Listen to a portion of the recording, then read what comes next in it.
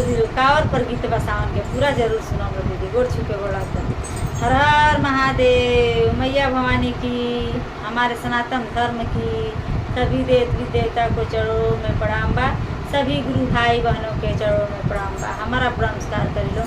आप पूरा हमारा गीत जरूर सुनाऊंगा दीदी। गोड़ छुके गोड़ा तनी। श्री गुरु के कृपा हमेशा बना रही। आई लो जय श्री गुरु।